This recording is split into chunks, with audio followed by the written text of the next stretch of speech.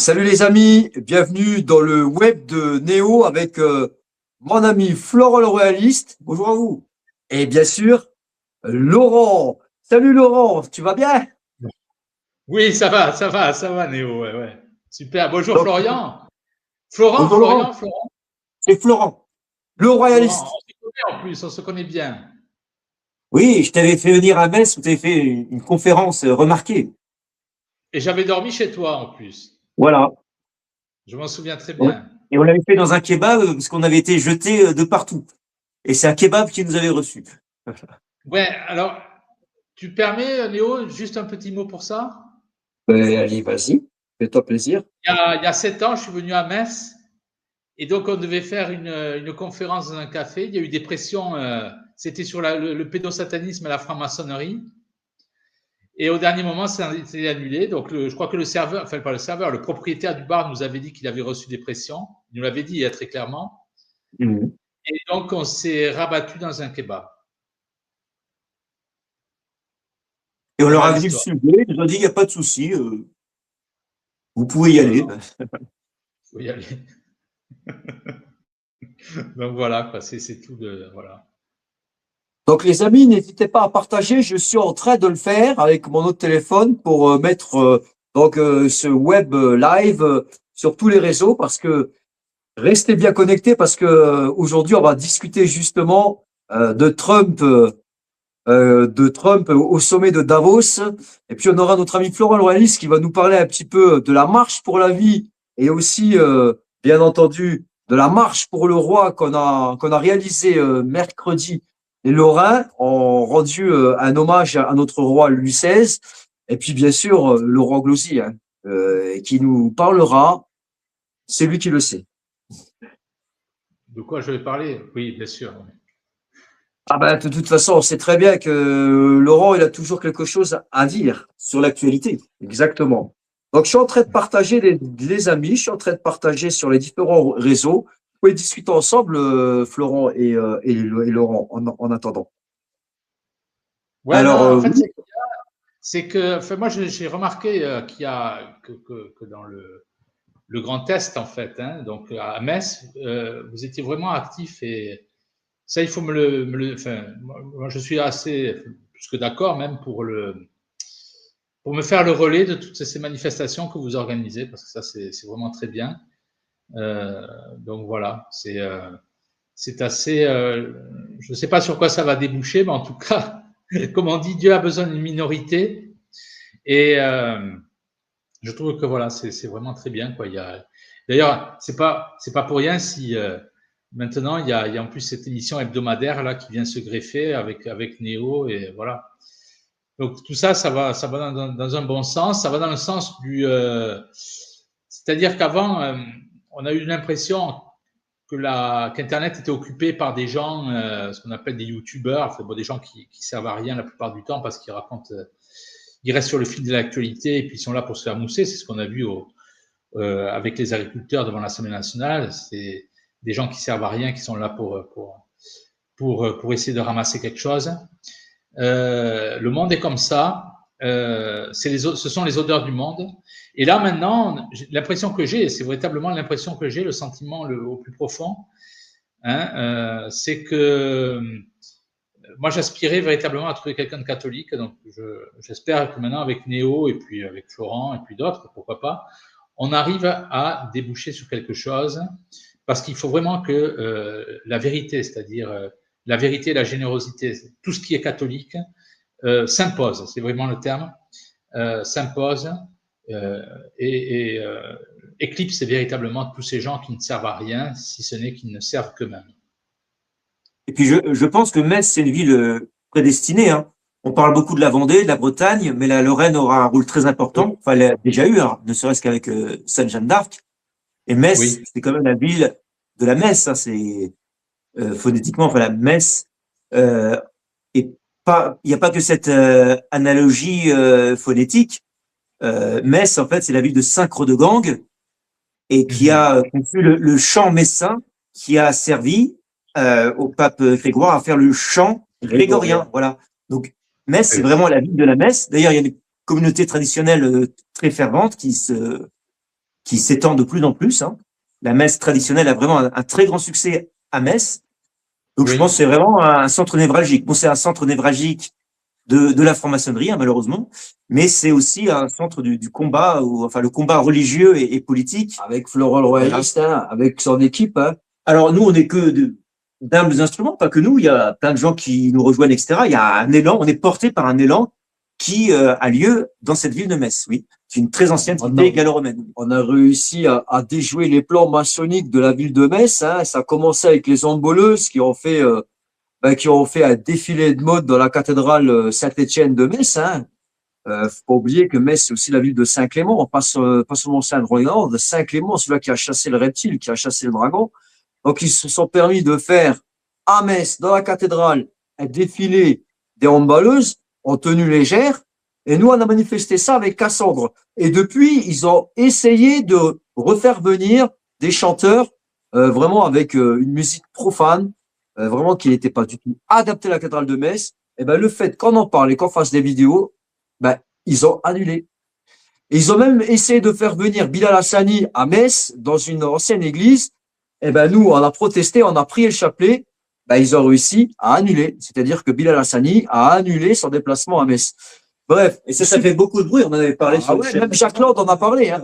Il suffit d'un petit noyau de fervents chrétiens, de fervents catholiques, avec notre arme, le rosaire, pour repousser le démon. Et moi, je tenais à dire, on est allé dimanche avec Florent le Royaliste à la marche pour la vie. Donc, bien sûr, on a prié, on a chanté et on a défilé dans les rues. Eh ben, écoutez voir. Vous savez ce qui s'est passé? Après 2 jours de débat sur le texte de la loi relative à la fin de vie, eh ben, les sénateurs ont rejeté en bloc l'article 4 de la loi qui fixe les conditions requises pour accéder à un dispositif de suicide assisté ou, entre parenthèses, l'euthanasie. Ça veut dire que les sénateurs n'ont pas voté la loi de l'euthanasie. Eh ben, moi, je suis heureux parce que j'ai l'impression d'être un petit peu comme Sainte Thérèse, c'est-à-dire, il faut toujours prier comme si l'action était inutile, mais agir comme si la prière était insuffisante. Voilà. Donc, nous, on a prié et on a agi. Et le fait qu'on se déplace et qu'on fait cette marche pour la vie, eh ben quelque part, on a eu le fruit de notre prière et de notre action. La loi a été rejetée. Parfois, ça fait plaisir de voir que quand on manifeste quelque chose, quelques jours après, la chose pour laquelle on a manifesté, ça se produit. C'est vraiment une grâce divine. Oui, c'est ça. C'est exactement un très bon équilibre. Parce qu'on doit prier comme si tout dépendait de Dieu et agir comme si tout dépendait de nous. Et c'est ça, en fait, le bon équilibre. Hein. C'est pas se dire, je vais attendre que Dieu agisse. Voilà, faut y aller à fond en ayant confiance en Dieu. Et c'est cette symbiose qui fait que les choses peuvent bouger. Et avant de rentrer dans le cœur du sujet, à savoir Trump et Davos, le sommet des Illuminati, des francs-maçons, de ceux qui dirigent le monde. Juste un petit peu avant, la semaine dernière, j'ai manifesté avec tant d'autres personnes, avec les agriculteurs à Metz. Et finalement, qu'est-ce qui s'est passé? C'est que le Parlement européen a voté une loi contre le Mercosur. Voilà. Pour le moment, ils vont réviser le Mercosur. Alors, bien sûr, on n'a pas gagné la guerre, non, parce mais au moins, on a une petite bataille. On a une petite bataille. Tu voulais dire quelque chose, Laurent? Parce que là, il y a d'autres interprétations. C'est un point où, parce que j'en ai parlé avec quelqu'un qui m'a ouvert les yeux sur ça. Il peut y avoir une autre donne là-dessus. Ça ne serait pas un échec du Mercosur, pardon. Ça pourrait être autre chose.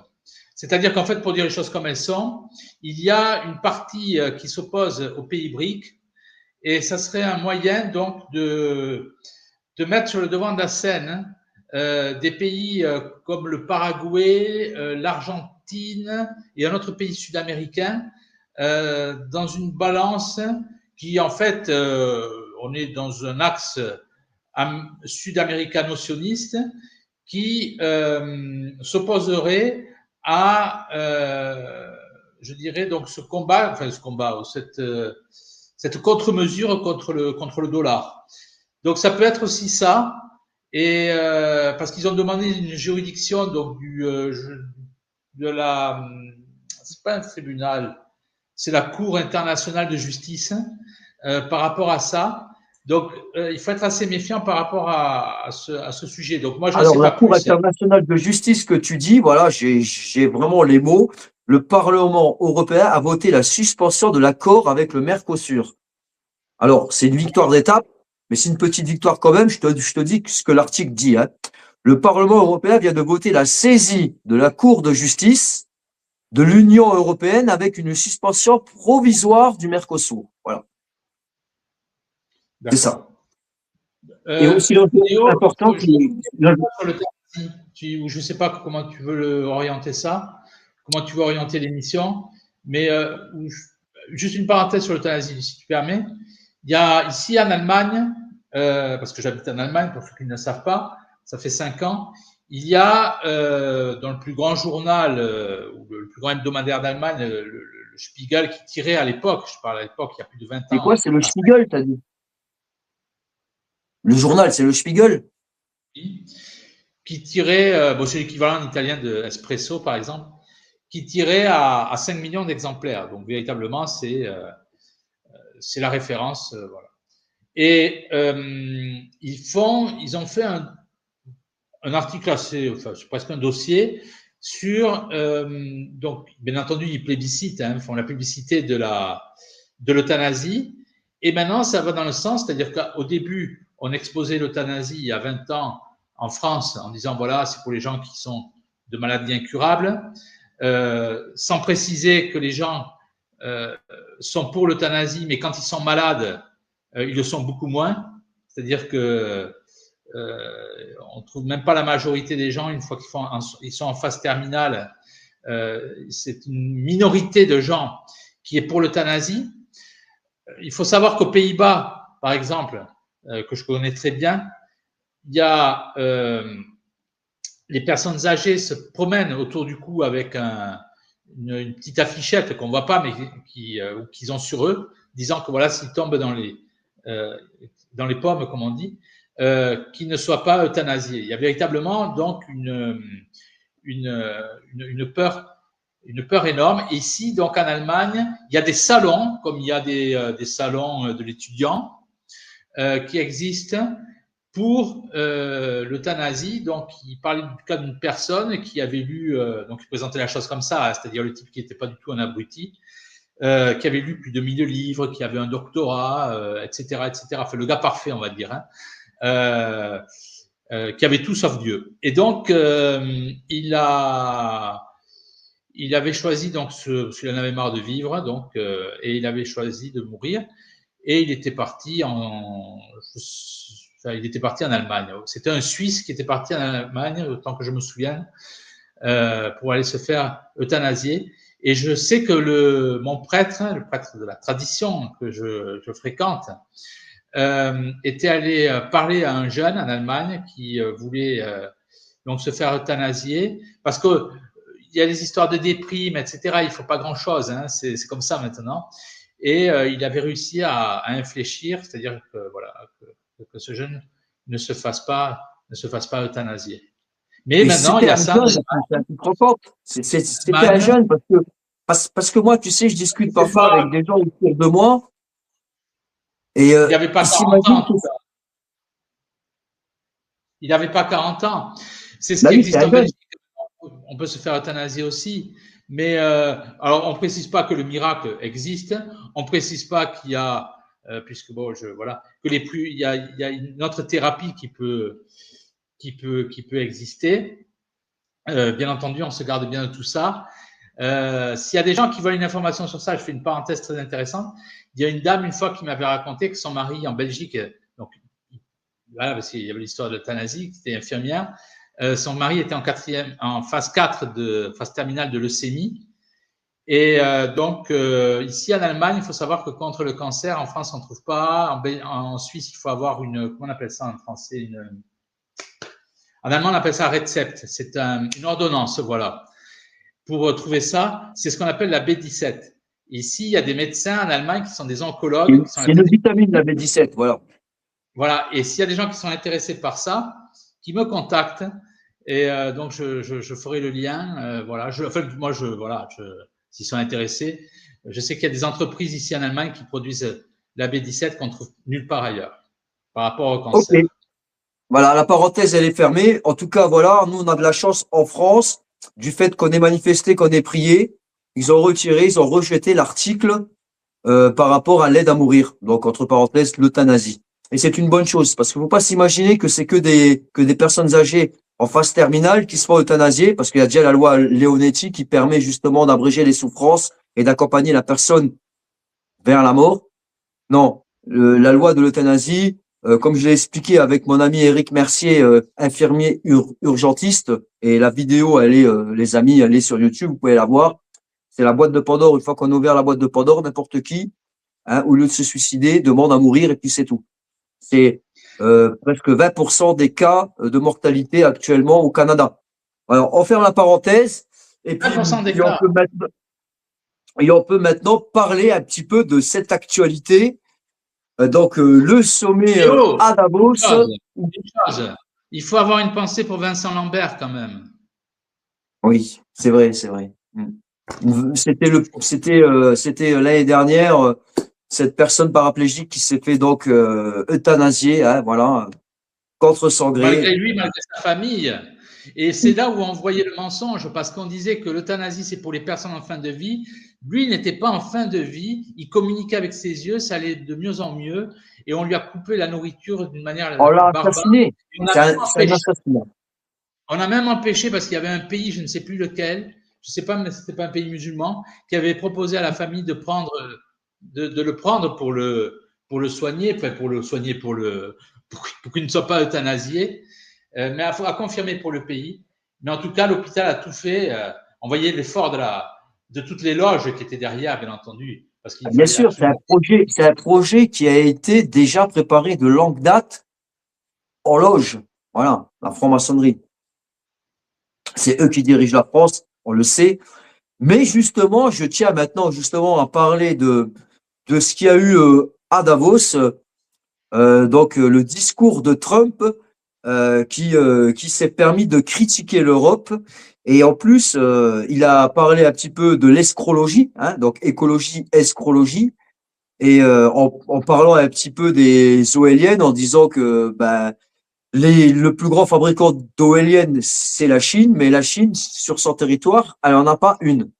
Elle fabrique des éoliennes pour les Européens, pour l'Allemagne, pour la France, pour les pays scandinaves, mais elle-même sur son territoire, elle n'a pas une seule éolienne parce qu'elle sait très bien que c'est une fumisterie. Donc il a parlé sur les éoliennes comme quoi on perdait plus d'argent en fabriquant des éoliennes en les mettant en route que par exemple avec d'autres énergies. Mais il a aussi parlé, et c'est ça qui me fait plaisir, de cette Europe avec cette élite qui se permet de faire venir une immigration incontrôlée.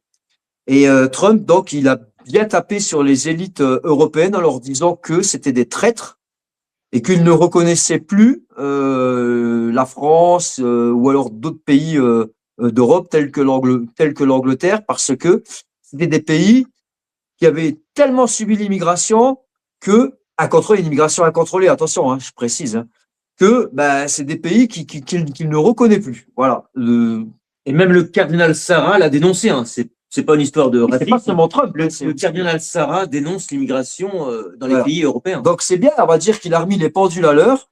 Et on peut critiquer Trump, bien sûr, mais au moins il a eu le courage un petit peu de parler de Macron, de parler de Starmer, hein, le Premier ministre anglais, en leur disant que c'était que c'était des ministres ou des gouvernements corrompus et qui ne travaillaient pas pour leur peuple. Voilà, moi je trouvais ça que c'était beau. Voilà, il a dit de toute façon cette élite elle a trahi le peuple et Mais est-ce qu'il ne fait pas quand même d'une certaine façon partie de l'élite? on fait tous partie un petit peu de l'élite, hein, à partir du moment où quand même on est président des États-Unis, voilà, on va quand même appartenir à une élite. Mais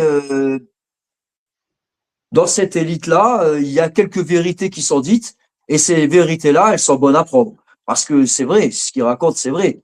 Voilà, nous qui vivons en France, Laurent qui vit en Allemagne, ou nos amis anglais ou belges s'ils nous écoutent, bon, il y a une immigration incontrôlée et on peut plus se promener dans différentes grandes villes européennes sans être sans être menacé d'insécurité ou de plus reconnaître un petit peu le monde où on vit. Par exemple, actuellement en France, c'est le halal qui a le vent en poupe. Alors moi, j'aime bien mes frères musulmans, mais enfin, on est quand même dans une terre chrétienne. Et quand tu vois que presque tous les grands restaurants, enfin tous les restaurants rapides tels que, c'est sûr, on n'est pas obligé d'y aller, mais quand même, la jeunesse française, elle y va, que ce soit McDonald's, Burger King ou alors KFC, ils sont tous passés à l'halal ou halal. Donc voilà, on montre un petit peu quand même la population qui vit en France, parce que si ces grands restaurants rapides se permettent de passer au halal, c'est parce qu'il y a une demande derrière. Et s'il y a une demande derrière, ça veut dire que finalement, il y a plus de jeunes qui sont du côté qui sont issus de l'immigration que nos propres Français. Donc ça fait peur. Et Oui, Trump, il a bien raison de tirer la sonnette d'alarme. Ça, c'est la faute des Français. Je veux dire, les immigrés, ils ont raison de faire des enfants. C'est les Français qui ont tort de plus en faire. Bien sûr. Voilà, donc la nature a horreur du vide. Je n'adhère pas à votre discours. Enfin, son discours. Pour une chose, c'est que tout ce qui se passe avec l'islam, avec le reste, ici même en Allemagne et même en Italie, les témoins de Jéhovah, par exemple, sont reconnus comme religion officielle. Le problème, ce n'est pas l'islam, ce n'est pas autre chose. Après, je referme. Je suis d'accord. Je suis d'accord avec toi, Laurent. Le problème, il n'est pas là. Le problème, c'est lorsqu'on a la vérité. Lorsqu'on a la vérité, on a cette force. Le problème, c'est que les catholiques, il faut le dire comme c'est aujourd'hui, sont des pousseurs de landau. Ils ont permis le Vatican complètement sataniste. Donc ça, c'est quand même très important. Et quand on a cette vérité, qu'on a tout permis, mais à un point tellement grave, je veux dire, tout ce qui arrive à côté, ce sont des châtiments. Tout ça. Oui, ce sont des conséquences et des châtiments, bien sûr. Et le halal, c'est rien comparé au drame de l'avortement. Voilà. Bah, oui, écoute, c'est dommage de manger halal, mais vaut mieux manger halal que se faire avorter. Non, voilà. mais Florent, il ne faut pas rentrer dans ce débat-là, que ce soit les juifs. Parce que demain, quand vous aurez des problèmes avec vos enfants à l'école, parce qu'il y aura un trans, parce qu'ici, ça se passe à Munich, capitale de la Bavière. Le centre de Munich, c'est la Sainte Vierge avec une couronne d'épines. Donc, c'est quand même énorme. On dit qu'elle protège toute la Bavière. Et puis, dans les bibliothèques, maintenant, on fait venir, alors ce sont des gauchistes qui font ça, ils font venir des trans, on met des autocollants arc-en-ciel pour dire que ces livres, c'est pour les homosexuels, etc. Donc, c'est quand même énorme. Alors que ce pays, je veux dire, il y a 50 ans, en Bavière, il faut le savoir, il y a même 40 ans, une personne qui avait un appartement qui le louait à un couple devait vérifier si ce couple était bien marié, parce qu'autrement, le propriétaire était punissable. Quand un couple allait à l'hôtel, le propriétaire de l'hôtel ou l'employé devait vérifier si ce couple était bien marié. Tout était comme ça. Et c'est la force du catholicisme. C'est-à-dire qu'en Allemagne, tout a dégringolé. Enfin, en Bavière, il y a eu 1905 en France, c'est l'inverse. C'est 1950 en Bavière, tout est dégringolé à ce moment-là. Demain, lorsque vous aurez dans vos écoles des histoires de trans, tout ce que vous voulez, eh bien, vous serez bien content. C'est pas à vous que je dis ça spécialement. On sera bien content d'avoir soit un juif, soit un musulman, soit même peut-être un homosexuel qui est contre l'adoption par les homosexuels des enfants. On sera bien content d'avoir ce que j'appelle une politique du goulag. Solzhenitsyn le disait. On se regrouperait entre croyants parce qu'il y avait tellement d'incroyants. C'est comme ça qu'il faut voir les choses. C'est un châtiment qui nous tombe parce que les catholiques ne sont plus à leur place. C'est un drame, je finis par ça, quand on va à Paris ou ailleurs. Il n'y a pas un seul catholique qui fait du militantisme, qui distribue des tracts pour expliquer catholicisme. Catholicisme, c'est très clair à expliquer. Tout ce à qui la Sainte Vierge est apparue, leur corps est intact. Ça fait 100 ans, ça fait 200 ans. Il n'y a que des miracles dans l'Église catholique. Si on ne veut pas comprendre ça, eh bien les châtiments arrivent. Je finis encore pour Davos. Merci Laurent pour cette belle parenthèse. Et donc, je tiens aussi à souligner que Trump a torpillé aussi l'ONU. Et ça, je trouve vraiment, ça c'est très intéressant parce que il a créé donc une ligue de la paix, comme la ligue qu'il y avait à l'époque de la guerre 39-45, la ligue pour la paix. Et donc c'est pour faire concurrence quelque part à l'ONU, parce que l'ONU finalement sert l'agenda des mondialistes quand ils veulent envahir un pays démocratique. et que ce pays, par exemple, n'est pas en accord avec la mouvance gauchisme et progressiste des mondialistes, eh ben, on se sert de l'ONU pour essayer justement de attaquer ce pays et ensuite de créer une démocratie soi-disant européenne ou américaine. Hein. On a vu ça en Yougoslavie, on le voit actuellement en Ukraine et on l'a vu par exemple dans les printemps arabes. Et là, Trump, donc justement, il crée une Ligue de la paix pour qu'il ne soit plus obligé de tenir compte de l'ONU. Voilà, il a sa propre, il a sa propre, il a son propre, comment dire, sa propre ONG. Hein, voilà, donc tous les pays qui veulent rejoindre la Ligue, eh ben, ils peuvent le rejoindre. Et donc, du coup, eh ben, ça fait concurrence à l'ONU parce qu'on sait que l'ONU, hein, elle a été dirigée et elle est dirigée par des mondialistes, ben voilà, par des gens qui ne qui sont progressistes et qui veulent absolument ouvrir le nouvel ordre mondial dans le monde, et les pays qui sont résistants, eh ben, ils se font attaquer. Moi, je trouve ça bien. C'est quand même magnifique de savoir que l'ONU, eh ben, c'est presque la destruction de l'ONU. Et vraiment, bravo sur ce coup-là. Hein. Ils appellent ça mission de paix. Hein. C'est et aussi l'OMS, l'OMS aussi, hein, l'OMS est en fin de vie. Les États-Unis se sont retirés de l'OMS. Voilà, ils ne veulent plus faire partie de l'OMS. L'OMS, c'est quand même cette organisation mondiale pour la santé. C'est quand même l'OMS hein, qui a déclaré le Covid comme pandémie et qui a instauré donc le fait qu'on porte le masque et qu'on soit retenu à la maison, hein, qui et voilà, D'ailleurs, donc, Néo, tu peux peut-être répondre à la question de Christophe. Pourquoi faire des enfants puisqu'il faut les piquer à la naissance? Qu'est-ce que tu répondrais? justement, l'OMS qui justement est si tu veux, la pointe de la médecine dans le monde, hein, c'est-à-dire que l'OMS a déclaré que cette maladie était ci et ça, donc il faut se vacciner. L'OMS a dit qu'il fallait vacciner les enfants 7 à 8 fois. Bon, bref. Eh ben, l'OMS, le plus grand contributeur de l'OMS, donc les États-Unis se sont retirés de l'OMS. Donc, sans le contributeur à hauteur de 20%, hein, qui est les États-Unis, l'OMS, elle est vouée eh ben, à sombrer, à être détruite. Donc, celui-là qui me dit, puisqu'ils seront piqués à la naissance, eh ben, il y a une bonne nouvelle, il faut se réjouir. Ben, bientôt, on sera peut-être plus obligé de suivre les recommandations de l'Organisation mondiale de la santé. Peut-être qu'un jour, on sera plus obligé aussi de suivre le calendrier vaccinal et on ne sera plus obligé de vacciner nos enfants. En fait, on est dans une bonne nouvelle. C'est la destruction de l'ONU, hein, celle que les mondialistes utilisent comme référence pour pouvoir attaquer des pays, et aussi de l'OMS, celle que justement nos présidents utilisent hein, pour dire ben voilà, l'OMS a déclaré comme quoi c'était une pandémie, donc vous restez tous à la maison, vous mettez tous un masque et vous faites tous vacciner. Donc voilà, les États-Unis, en l'espace de quelques jours, ont détruit cette deux grosses ONG qui sont responsables de milliers de morts et de millions de morts même, que ce soit au point de vue vaccinal ou au point de vue guerre, quoi. Hein, je veux dire, voilà, quand on envahit des pays, c'est l'ONU qui l'a déclaré. Voilà, c'est donc, on va dire que les cartes sont redéfinies, et je tenais à souligner ça. Voilà. T'en penses quoi, mon ami Laurent? Moi, je pense, enfin, je n'ai pas tout à fait ton avis, mais tant mieux, parce que enfin, je l'ai souvent exprimé. Pour moi, on est dans un grand cirque, mais je respecte vraiment tout ce que tu dis. Et l'intérêt, c'est que tu exprimes enfin, que tu exprimes ton point de vue, parce que moi, je peux dire des choses et me tromper, et tu peux avoir complètement raison. Moi, je pense qu'on est complètement oui, dans un rebattage des cartes, ça c'est sûr. Je pense que Trump a montré véritablement son vrai visage dans la question avec Israël. On sait très bien pour qui il travaille.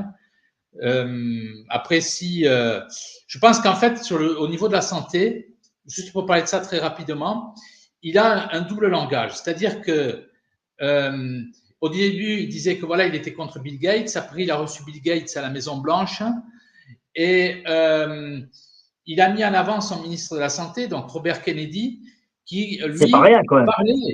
parlait contre les vaccins, avait donc un discours qui nous plaisait.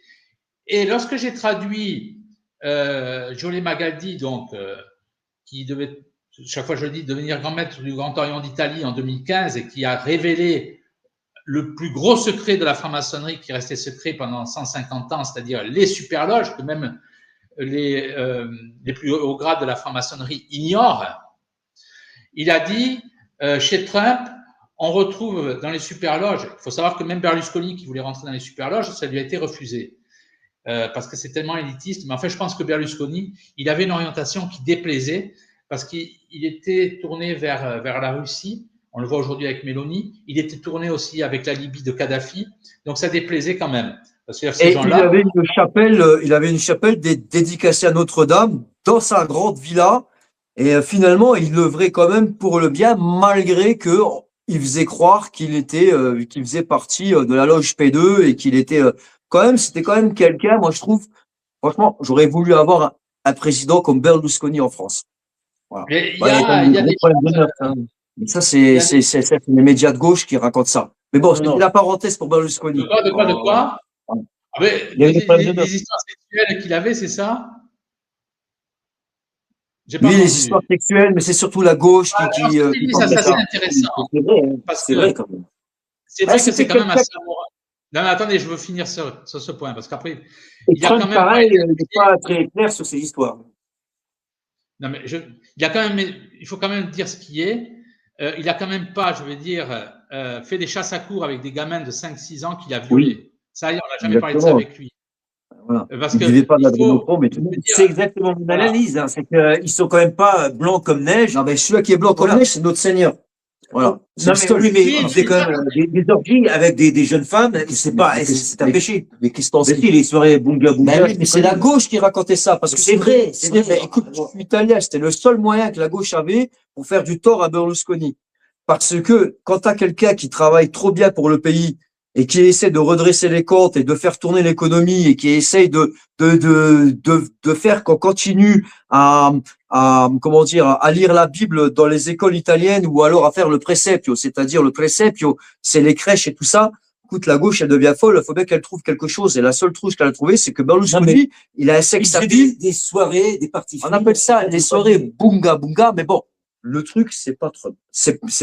L'histoire, c'est pas Berlusconi. Continue ton histoire. On oublie Berlusconi, il est mort. Moi, je suis pas pour Berlusconi. Trump, ça égale une histoire avec Trump.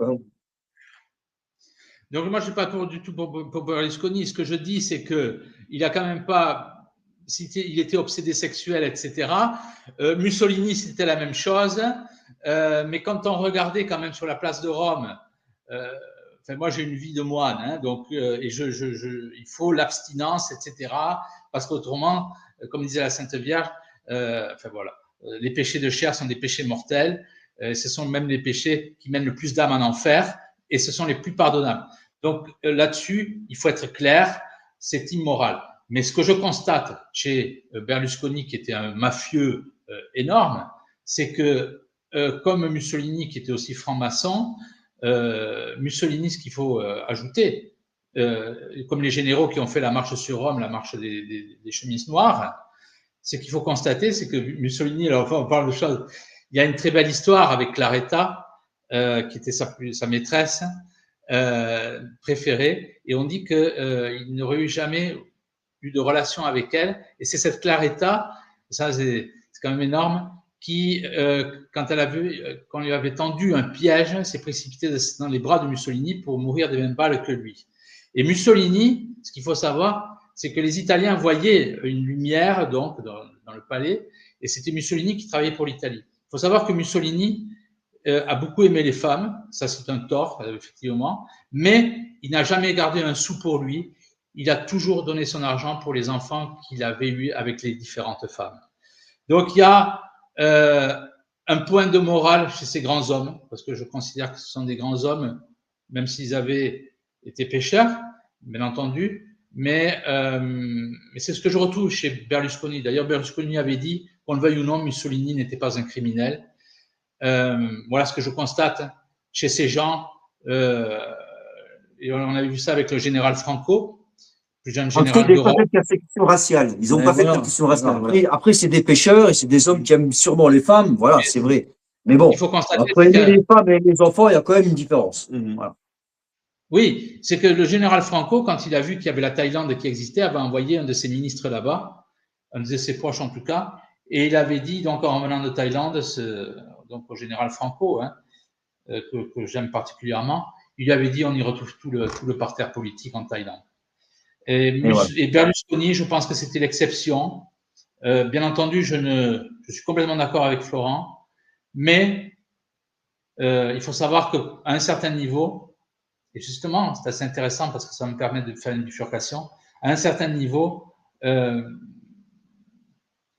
on touche à certaines choses, c'est-à-dire au satanisme. On touche au satanisme. Quand je vois l'œil comment il s'appelle, de Macron. Eh ben justement, purée, c'est super bien que tu en parles. Tu vois, j'avais préparé ma petite fiche. Regarde, je te cache pas, on va parler de ça. Je te laisse parler, mais j'en parlerai aussi. J'avais préparé une petite fiche parce que j'ai fait une vidéo. Donc, les amis qui nous regardent, ils l'ont sûrement vu parce qu'elle marche très bien sur le rituel satanique, l'œil du tigre, le soi-disant œil du tigre, et puis Macron, et puis justement Trump à Davos, ben, s'est moqué un petit peu des lunettes de Macron. Et mon ami Florent m'a justement dit, c'était peut-être pour faire référence, hein, pour faire parler du fait que c'était peut-être un rituel satanique que le président Macron avait fait. Alors comme juste toi, tu es doué là-dessus, je te donne la parole.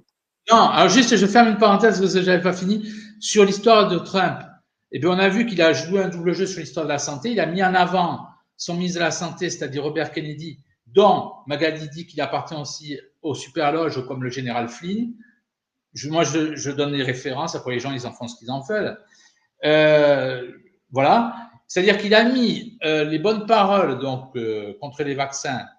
C'est de la communication, tout ça, hein, de Robert Kennedy. Et puis, il recevait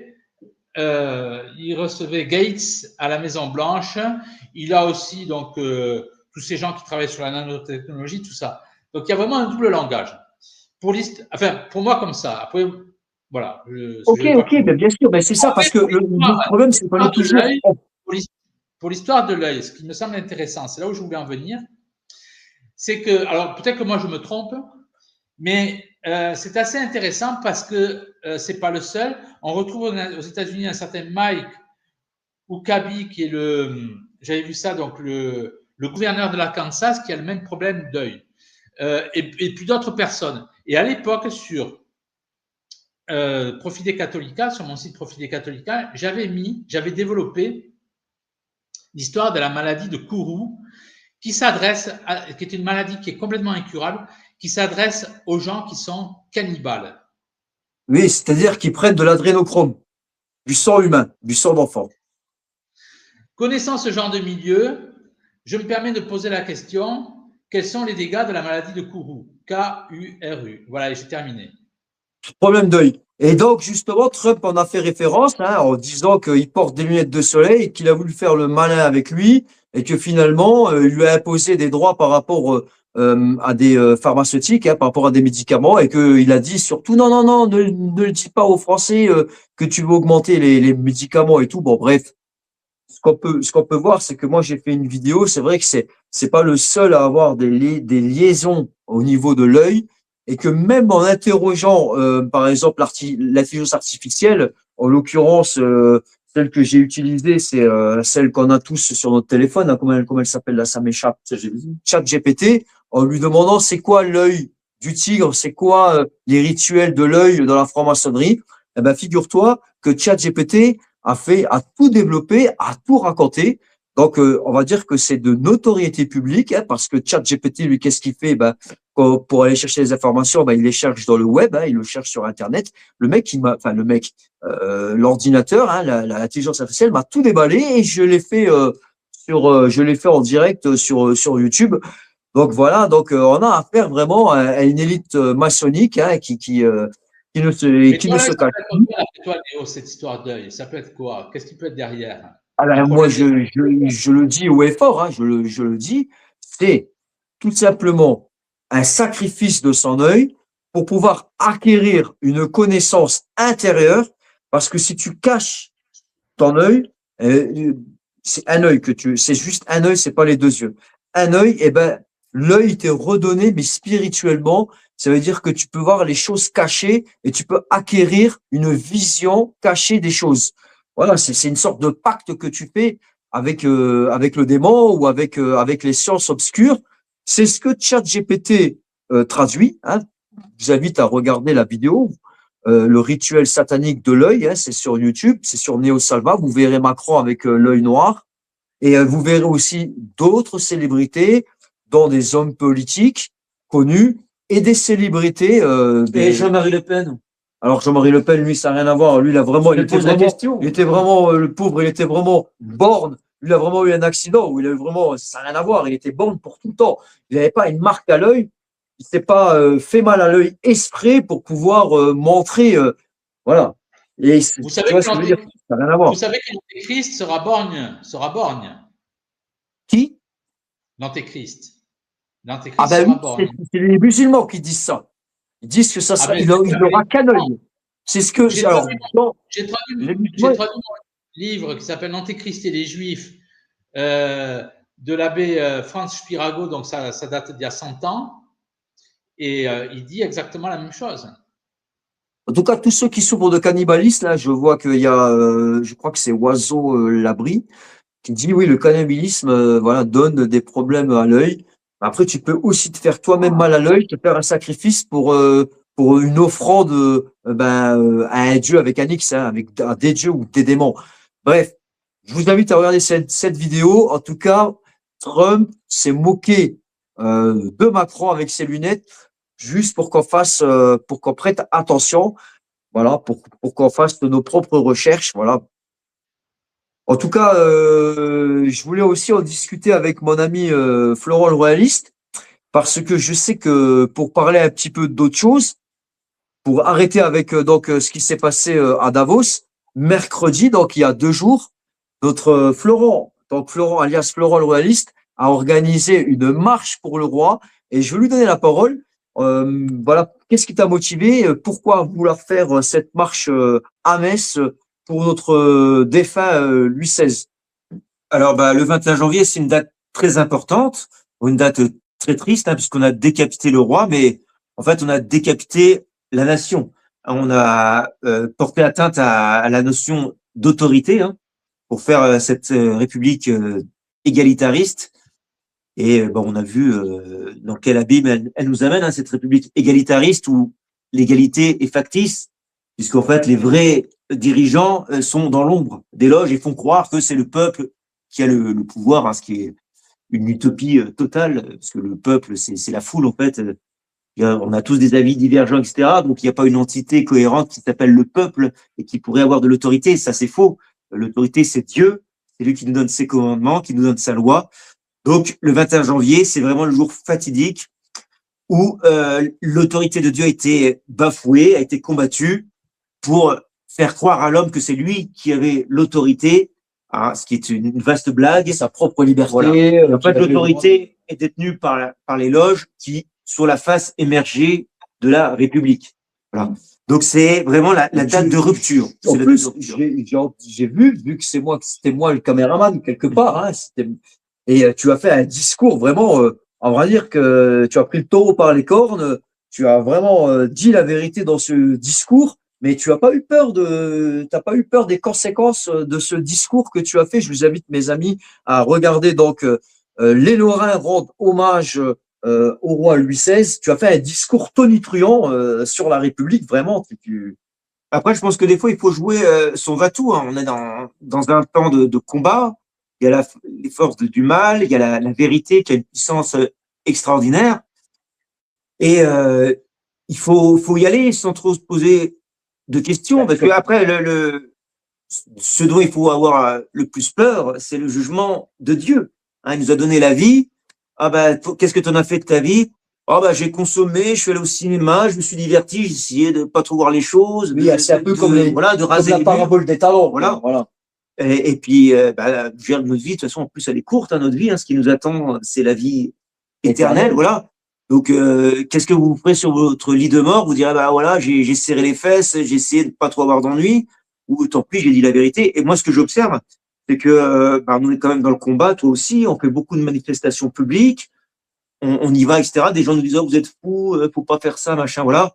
Peut-être qu'on le fait mal, peut-être qu'on le fait maladroitement, mais voilà, vaut mieux dire ce qu'on a sur le cœur plutôt que dire, je vais me taire, je vais attendre que ça passe. C'est pas pour ça qu'on est sur terre.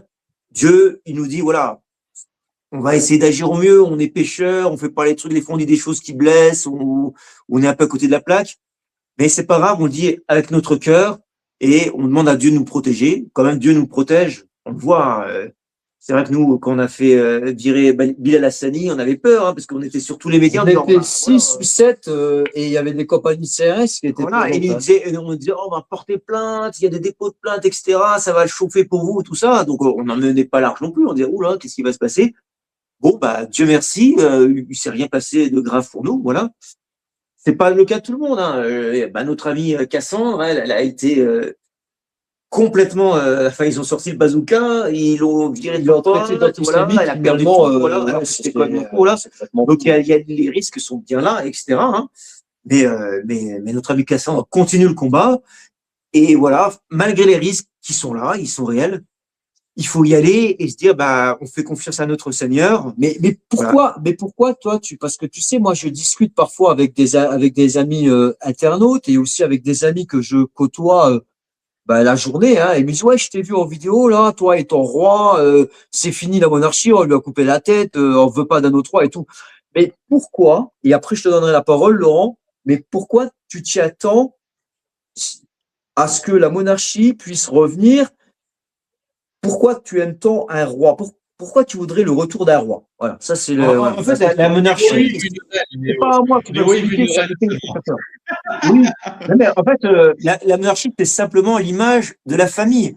Voilà, on doit tous se mettre sur le modèle que Dieu a donné. Donc la cellule de base, c'est la famille. Voilà, c'est un père et ses enfants. Et après, quand la famille s'accroît, on est amis avec d'autres familles proches, ça s'appelle la nation. Et la nation, elle a un père de famille qui est le chef. Voilà. Et donc, c'est le roi. Voilà. Et le roi des rois, c'est surtout à eux que tu dois leur dire, voilà. Moi, et le roi des rois, c'est le Christ. Hein. Donc, on va dire que le nouveau roi, lui sert le Christ. Bien sûr. Il est son lieutenant. Dans la Bible, on dit bien que le Christ est le roi des rois. Hein. Donc, ça veut pas dire, parce qu'il y en a qui disent, oh, mais le seul roi, c'est le Christ, etc. Mais le Christ est le roi des rois. Ça veut dire que le vrai roi, évidemment, c'est le Christ, mais il délègue son autorité à d'autres gens qui essayent d'être à l'image du Christ. Donc, d'un point de vue politique, c'est le roi qui détient le pouvoir temporel, et du point de vue spirituel, c'est le vicaire du Christ, c'est le pape qui détient le pouvoir spirituel. Alors, toi, tu penses que les problèmes qu'on a actuellement dans notre chère et belle nation française, c'est quelque part, c'est un manque d'un père qu'on a. En fait, on a des dirigeants qui sont corrompus, qui sont des escrocs et qui prennent tout le pognon. Tandis que si on avait un roi, par exemple, ça résoudrait les problèmes, selon toi. Bien sûr, c'est dans une famille, si tu assassines le père, il reste plus que les frères et sœurs, et puis souvent, ils vont se battre entre eux pour l'héritage, dire non, moi, je veux ça, etc. Quand il n'y a plus le père, voilà, le père, il dit, attendez, voilà, c'est moi qui décide, c'est moi l'autorité, et il donne à chacun, à ses enfants, ce dont ils ont besoin. Donc, ce qui manque à la France, pour toi, c'est un roi. C'est un roi très chrétien. C'est le seul qui pourrait rétablir, on va dire, la France dans sa beauté, dans sa richesse. Et voilà. Mais pas que pour la France. Hein. Pour toutes les nations, c'est le même modèle. Il faut une autorité incontestable. Il faut la monarchie. C'est le pouvoir d'un seul. L'Église, c'est une monarchie. C'est le pouvoir du très saint Père. Voilà. Et la France, elle doit être dirigée par une seule personne, alors que la République, c'est des gens qui n'arrêtent pas de se tirer dans les pattes en permanence, qui changent tous les 5 ans, etc. Donc, ils pensent juste à récupérer le maximum d'avantages et ils n'ont aucune vision sur le long terme. Après, le roi, il est imparfait. Voilà, le seul roi parfait, c'est le Christ. Voilà, le seul grand monarque, c'est le Christ. C'est pour ça que je ne crois pas non plus à la théorie du grand monarque qui serait un roi humain parfait, non. On va dire que l'arrivée du grand monarque, finalement, c'est l'arrivée du Christ, quoi. Et là, c'est ma petite divergence peut-être avec Laurent Glosy. Effectivement, moi, je soutiens Louis XX, qui est l'aîné visible des Capétiens. Alors, peut-être qu'il y a un autre roi, etc. Si Dieu manifeste un autre roi, pourquoi pas. Mais là, c'est l'aîné visible des Capétiens, le fils de Saint-Louis. Il a remporté ses procès contre les Orléans, qui voulaient lui dénier le droit de porter les armes pleines de France. La justice républicaine, on va dire, mais en fait, la justice, des arguments juridiques. Ils ont dit, bah, c'est l'aîné des Bourbons, il a le droit de porter les armes pleines de France. Voilà, c'est lui aussi qui détient la tête d'Henri IV. On a dit, voilà, bah, c'est lui qui est légitime en tant c'est bien que tu puisses le dire ça, parce que il y en a plein qui ne savaient pas cette histoire. Voilà, ce que je dis, c'est pas aussi à Vatican II, etc. Je pense que le pape, c'est un grand débat, hein, mais voilà, c'est Léon XIV. Avec toutes les apparitions de l'Église, on sait que l'Église est envahie par la franc-maçonnerie. Voilà. Mais je tiens quand même à dire, je finis avec ça et je te laisse la parole, Laurent. Comme il a parlé du pape Léon XIV a refusé une audience à Emmanuel Macron en stipulant comme quoi Emmanuel Macron était, donc, on va dire, les mots exacts, si je me les souviens, c'était donc a refusé l'audience par rapport à la profanation de Notre-Dame, par rapport aux nouveaux vitraux que Macron veut mettre. Hein, il veut donc enlever les beaux vitraux qu'il y avait dans la cathédrale Notre-Dame pour les remplacer par des vitraux qui viennent d'une personne des États-Unis qui est en plus satanique, cette personne-là, mais pas seulement, et aussi parce que Macron il essaye de faire en sorte de créer cette loi euthanasie, etc. Donc le pape a refusé l'audience à Macron en le désignant en tant que profanateur. Bon, après, c'est peut-être le faux pape ou pas. En attendant, il s'accordait bien avec le pape François, Macron, il s'accordait bien avec le pape François qui était mondialiste. Mais en tout cas, avec le pape Léon n'a pas voulu le recevoir. Voilà, maintenant, si tu veux dire un petit mot, Laurent, à Florent par rapport à la royauté, je te laisse la parole. Il faut aller au-delà des discours, parce que comme le disait Robespierre, on tient les idiots par les oreilles, c'est-à-dire avec des beaux discours. C'est pas parce qu'un tel va dire ça ou il va faire ça que on l'a vu avec Salvini en Italie. Il demandait qu'on connaisse les francs-maçons dans le gouvernement. Lui-même était franc-maçon. Il brandissait le chapelet. Il disait un jour qu'il était contre le lobby homosexuel. Et puis après, il a dit complètement l'inverse. Et puis en même temps, il allait en Israël. Tout ça, c'est la République. Ce sont des gens qui mentent, qui disent l'inverse de tout. Ce qu'il faut comprendre, et c'est très simple, il ne faut pas se fourvoyer dans des discours, ça ne sert à rien. Avec notre Seigneur, tout est simple. Quand je l'ai dit, la religion catholique, religion des miracles. Une fois, je discutais avec un imam, qui était un ami d'Algérie. Je lui dis, donne-moi un seul miracle dans l'islam et demain, je me convertis. La religion catholique est la seule religion du miracle. Notre Seigneur s'exprime par les miracles. Il a fait la même chose avec les rois. On a eu 40 rois à partir de Clovis. Tous n'ont pas fait des choses extraordinaires, mais on n'a eu qu'un seul roi fou. On a eu je ne sais combien de présidents dans la Ve République, ils étaient tous tarés. Donc, c'est toute la différence. Les rois guérissaient des écrouelles. C'était un miracle. Après le sacre, le roi guérissait des écrouelles. C'était un miracle reconnu. Les rois de France sont et c'est là où je veux en venir. Les rois français avaient le pouvoir de guérison des écrouelles. Les rois anglais avaient aussi ce pouvoir-là. Ils perdent ce pouvoir lorsque les rois, avec l'histoire de Cromwell, ne sont plus catholiques en Angleterre. Les rois ont le pouvoir des écrouelles. Donc, le roi te touche, Dieu te guérit, c'est la fameuse phrase. Charles VII, dont le père était complètement fou, on ne savait pas, même si la France était complètement en zigzag, complètement perdu. On ne savait même pas s'il était le fils de son père, c'est-à-dire Charles VI. Isabeau de Bavière, elle avait des mœurs assez particulières. Enfin bon, il y avait la peste en France, c'était véritablement l'apocalypse. Et qu'est-ce qui se passe? Il y a la triple donation de Jeanne d'Arc à ce moment-là. Je ne vais pas raconter ça, il faut lire Louis Bérémy. Elle demande, Jeanne d'Arc arrive, et donc elle est dans une cour complètement pervertie. Et le roi, effectivement, en quelque sorte, la reconnaît et elle lui demande donc de lui faire une promesse, de lui faire un chèque en blanc. Et il dit oui. Et elle lui dit, fais-moi reine de France. Donc Jeanne d'Arc a été reine de France, c'est-à-dire la seconde Sainte Vierge. Et c'est pour ça que j'explique dans ma dernière vidéo sur les vœux, si vous voulez que votre vie change à tout niveau, financier, sentimental, familial, tout ce que vous voulez, Faites chaque jour les litanies de Sainte Jeanne d'Arc. Faites chaque jour les litanies de Sainte Jeanne d'Arc, en plus du chapelet, bien entendu. Et donc, Jeanne d'Arc présente la couronne au ciel. C'est une histoire de quelques minutes. Et qu'est-ce qu'elle fait? Elle est reine de France et elle prend cette couronne, elle la pose sur la tête de Charles VII. Et Charles VII, il y a des scribes, il y a des gens qui sont là, qui sont présents, qui constatent ça, qui l'écrivent. Ce n'est pas qu'un seul. C'est comme la crucifixion du Christ. Il y a des historiens, il y a des juifs qui constatent ça, qui l'écrivent. Quelques minutes après le sacre de Charles VII, il retrouve le don des écrouelles qui avait été perdu. Donc, il ne faut pas faire des discours qui ne servent à rien. Vous perdez des gens comme ça. Il faut être dans la simplicité.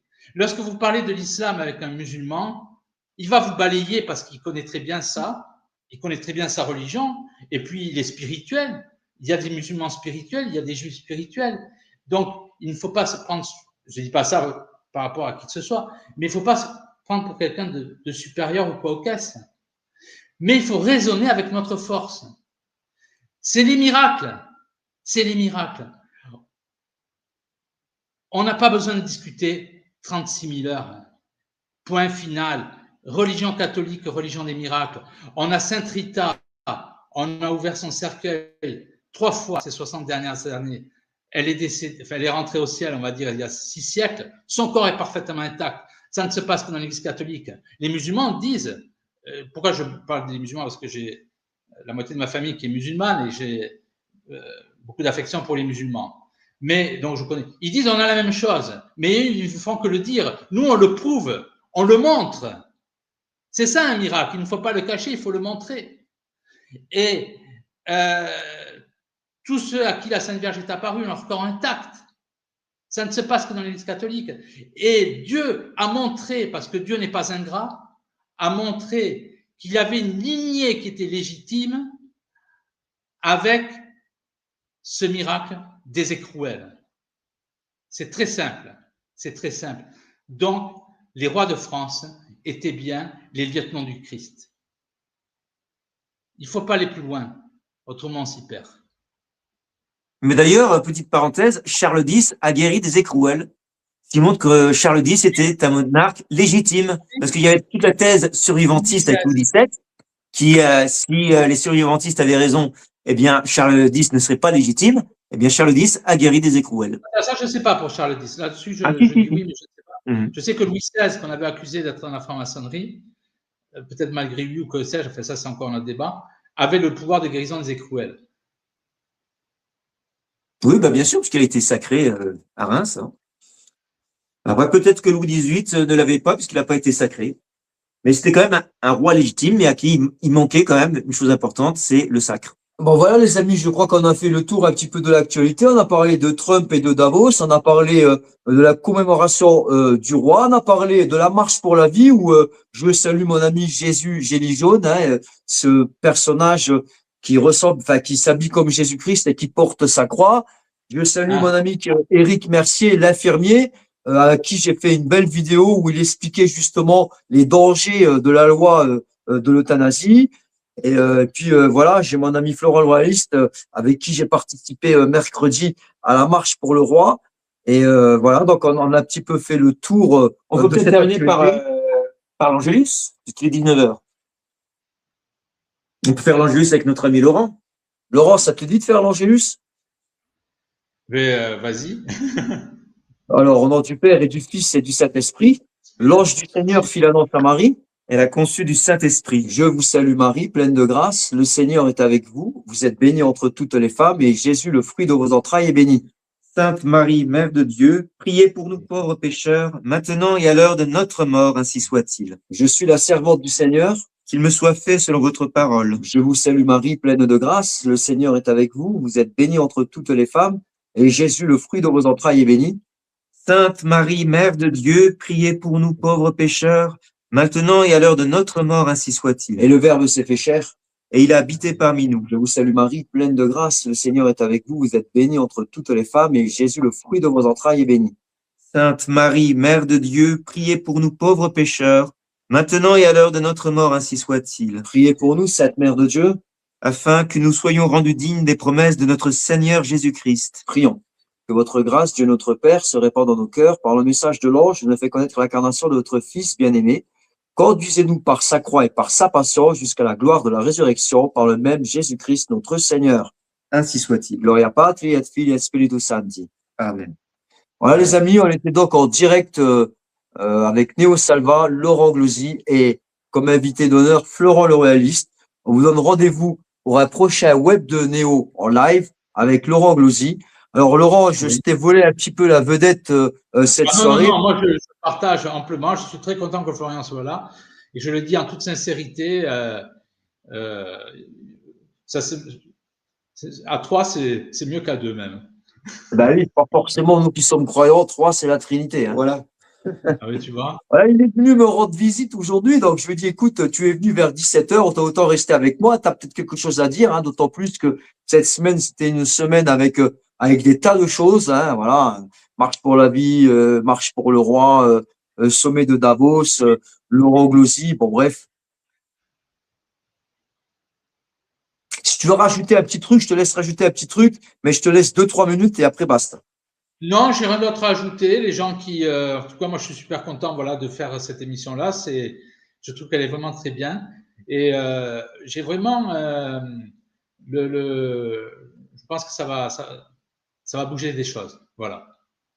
En tout cas, voilà, mes amis, si vous voulez suivre Laurent Glosy, tu peux dire, c'est quoi ton site? C'est Profite Catholica. Voilà. Donc je le mettrai en lien. Je le mettrai en lien parce que c'est très intéressant. Voilà, les amis, je vous dis à bientôt pour un nouveau web. À bientôt, Néo. À bientôt, Laurent. À bientôt, les amis. Vive le roi, vive Dieu et le roi.